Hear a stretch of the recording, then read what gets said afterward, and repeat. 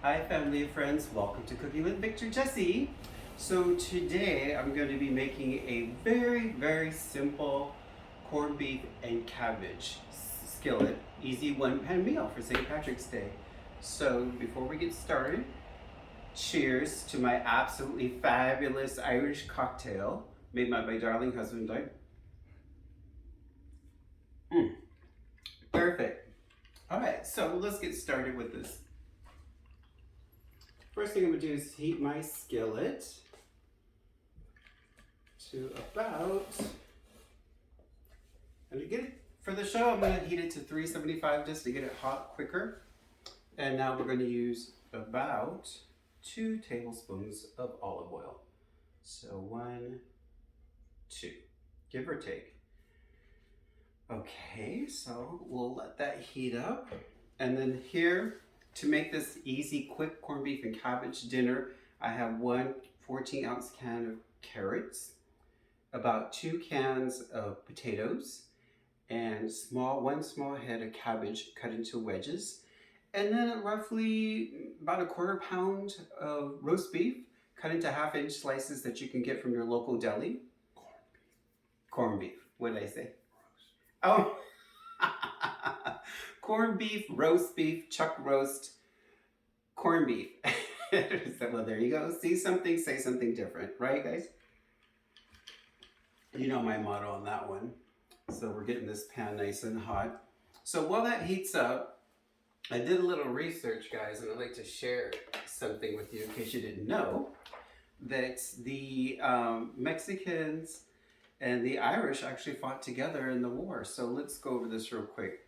So when the Mexican-American War began in 1846, a large number of Irish immigrants were arriving in the U.S. and facing religious prejudice as Catholics in a majority Protestant country. So when they saw the U.S. was entering a war with another Catholic population, many Irish Americans empathized with the Mexican soldiers. I'm not very good at reading in front of an audience, as you can tell. So Irish American John Riley formed the St. Patrick's Battalion with other Catholic immigrant soldiers and fought alongside Mexicans. Didn't know that. We all know that Mexico lost the war, but many of the San Patricos who survived settled in Mexico among other Catholics. And from this kinship came a population of Irish Mexicans like famed artists and contemporaries of Frida Kahlo, Pablo O'Higgins, and Juan O'Gorman. Today, Mexico celebrates the men who fought for their freedom in El Batallon de San Patricio. See, I'm on a roll, on deck. I already messed up with my corned beef, roast beef, and now I'm struggling with my Spanish. San Patricio, every year on St. Patrick's Day. So there you go. Now we're all in the know. I had no idea. So, all right. So now that we've got our pan nice and hot, we're going to add our cabbage. Chain is caught. Huh? Your chain. Oh, my chain is caught in my apron. Thanks. I'm so glad Doug is always here to keep me on it. All right, settle down, y'all. Let's turn down the heat there.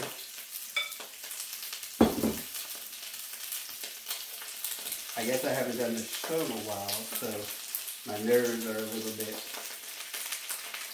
jumpy. Or I could say I'm a little slightly unnerved. Oh well. I guess that's the part that makes the show the way it is, because I don't rehearse, because I want it to be natural. So what we're going to do with our cabbage is we're just going to cook it so it's nice and soft. We don't want to brown it. So I'm going to get it moving as quick as possible.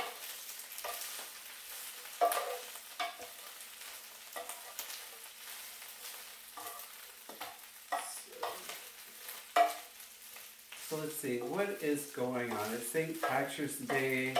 I try to keep politics out of the show, but my goodness, I have to lift my drink for the Ukrainians. Lord have mercy. I hope they make it. Sheesh. Alright, so let's get this cabbage cooked nice and soft. Hope everyone's doing good. So, oh my god, so to my Trekkies out there, Star Trek Picard Season 2, oh my goodness, if you're not watching it, you have to watch it.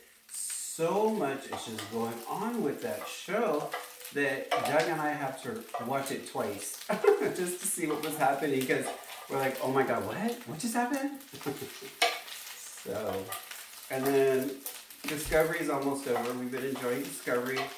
I think Star Trek Discovery for some people is an acquired taste. I say give it a chance and see what you think. Season 1, Season 2 was like, okay. And then Season 3 is turning out to be really good. We're in Season 4. And then, but I say it's kind of like, this is my opinion, Star Trek Discovery is kind of like all the other Star Treks. If you think about it, Star Trek The Next Gen, Season 1 and 2, they had to find their footing. It was like, okay, the actors, you know, getting to know each other. And then Season 3 started to get really good. And then, so Doug and I are actually on the last episode of Season 7, the end of Star Trek The Next Gen. And then, so Deep Space Nine came out while The Next Gen was going. And that actually, same thing. It was like, not until like Season 3 did it start taking off, I felt. And then same with Voyager, same thing. It took a bit for me to get used to it. I definitely enjoyed Janeway. That was awesome to see the first female captain in Star Trek. So my cabbage is coming along nicely. Getting nice and soft. You don't want your cabbage to be mushy for this meal. You just want it to be soft. You can have it actually a slight al dente is good too. So on that note, a quick break for a cocktail. Cocktail sip right there. Right. I'm so happy. Let's see. What else is going on, you guys? Oh, so I turned 50. Can you believe it, 50? What's up with 50? So I can poke fun of myself with being 50 because now, I was just telling Dak this morning, it's funny because my eyebrow hair is turning white, right? And so now, before I could just see it, just tweeze it, because it was black, now it's white, now I have to tweeze by feel. I'm like, okay, I think there's hairs growing there. 50. Let's see what else about 50. Well, I have severe osteoarthritis in my knee, so I'm heading down a knee replacement path. Not fun, but well, you know, you gotta do what you gotta do. My poor knee hurts like crazy. And I don't have an Irish apron, so today I'm wearing my Cookie with Victor Jesse Grogu, and he's green, so there's my St. Patrick's. I guess I won't get pinched on day. So cabbage is looking good. You can tell as it's cooking because it's starting to turn a nice light green color.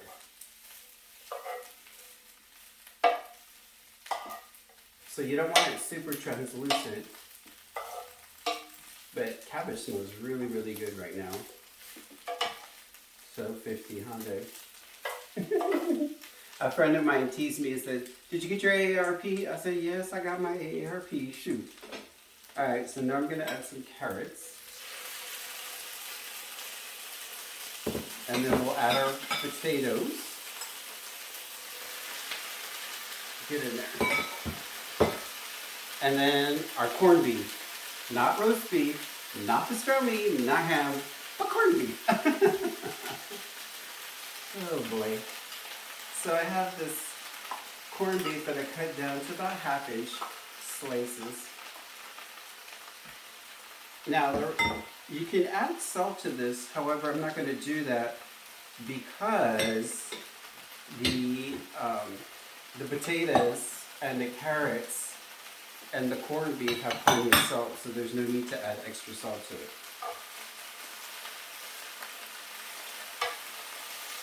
So this is my first time making this corned beef and cabbage. recipe.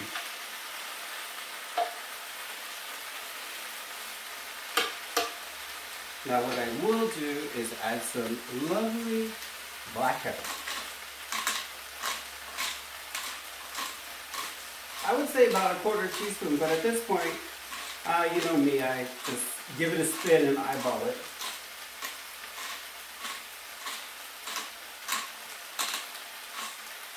That looks good. Another sip of cocktail.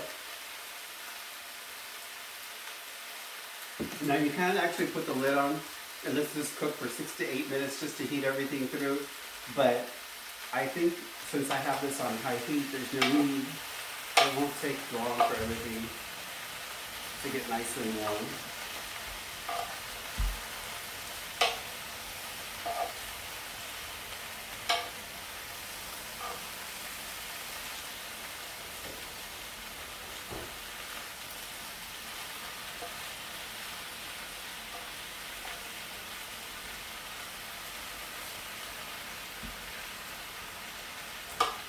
Smells amazing.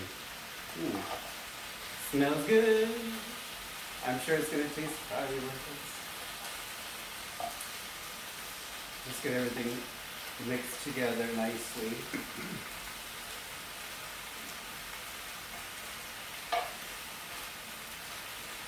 My goodness. Let's let that hang out for a few. Have another sip of cocktail. We love cocktails, Hunter. You're so fabulous. So here we go, guys. Corned beef and cabbage. And so this time I don't have any music in the background because I don't want to get in trouble by YouTube or Facebook for that matter. Because I always get that copyright. Don't you do it. Don't you do it, Mr. DeLeo. I'm like, okay. So let me see. I have something funny to share. Thinking about cooking with Victor Jesse. So I don't know if it's funny, but I was just thinking today it's interesting that, so growing up, of course my name is Victor Jesse DeLeo, right? So growing up, I was called Victor. And then when I turned 18 and moved to, where did I move? No, when I turned 18 and moved out of the house, you know, when I decided to come out of the closet, so to speak, I came out and I started going by Jesse because I thought Jesse was more like a fun, bubbly, kind of a new personality for me to explore versus Victor by my mom. Victor. What? Victor, what? You know, where your moms are always yelling at you. And then so I went by Jesse for a while, and then when I moved to Seattle, one of my partners called me Victor, and then so that kind of stuck. And so now here we are years later cooking with the show called Cooking with Victor Jesse. So now some people call me Victor Jesse. So I'm like, well, I guess I kind of have 3 names, right? So I'll respond to Victor, I'll respond to Jesse, I'll respond to Victor Jesse, and let's see what else. Oh, my barber is taking it upon himself to call me Vic, but that's okay, I don't mind. So hey, he's like, hey Vic, I'm like, hey, what up? It's funny because when he says Vic like that, I like to lower my voice. Hey Vic, hey, what's up? What's up? Funny, Hunter. And if you say my name with the Spanish accent, the V in Espanol is like a B, like a B. So technically, if you say my name, it would be like a whole segment on my name. Isn't that funny, Dad? It'd be like Victor, right? Like with a B, and you roll your R's, and it kind of I, so it would be like Victor with the or, like that or. And then Jesse, and then last name, you can say Delisle, but it's Delisle. Pronounced like that, Delisle. And it's so funny because, you know, I've lost myself, but if you think about it, my name actually sings. So this show's about my name, and corned beef and cabbage, by the way. My name kind of sings a little like, if you say it like, Victor Jesse Delisle. No. I know. And I'm just lucky because see, Doug loves me with all my craziness. Alright, everything looks good. Nice and hot. We don't want to overcook this because our carrots will get soggy. that segment of Cooking with Victor Jesse, all about his name.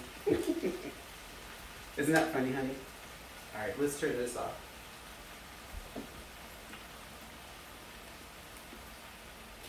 And one more sip of absolutely fabulous Irish cocktail.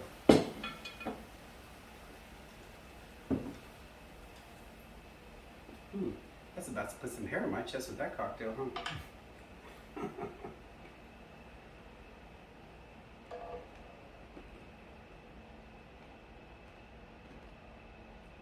Some more cabbage. Doesn't that look wonderful, guys? Smells fantastic. Now, I'm going to put a little bit of horseradish. Just give me one more second while I step backwards. Now, would you like your radish on this side? Mm-hmm. Okay. So this is Doug's plate. So there's the horseradish. Is that good? Mm-hmm. All right, dear. And then a little bit of mustard too. Some spicy brown mustard. All right.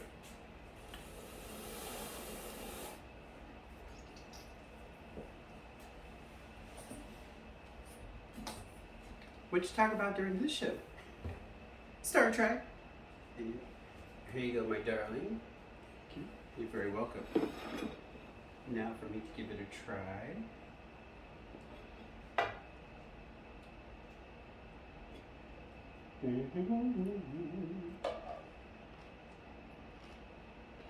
So like I said, you guys, this is a quick and easy way to make corned beef and cabbage without spending all day with it or using the pressure cooker or slow cooker.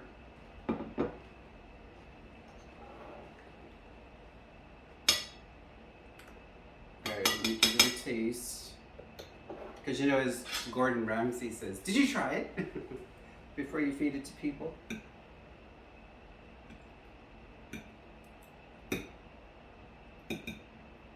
little bit of horseradish in there. Alright, here we go.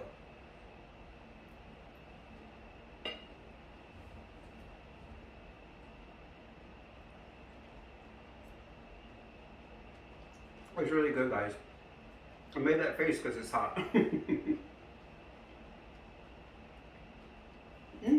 Oh my god, this is really good. So you like it, Doug? Mm-hmm. So I like it, Doug likes it. So this, my friends, is a keeper. I hope you enjoyed the show.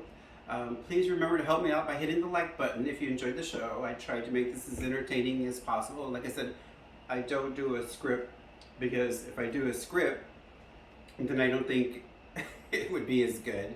So anyway, well that's it. Again, one more time, I raise my glass to Ukraine, the Ukrainians. God, it just breaks my heart to see that happening over there. God, I pray that they're going to be okay. So happy St. Patrick's Day. Thank you for tuning in to Cooking with Victor Jesse. And I'll see you guys next time. Bye. Well, I forgot my sip. Okay, now bye. Bye-bye.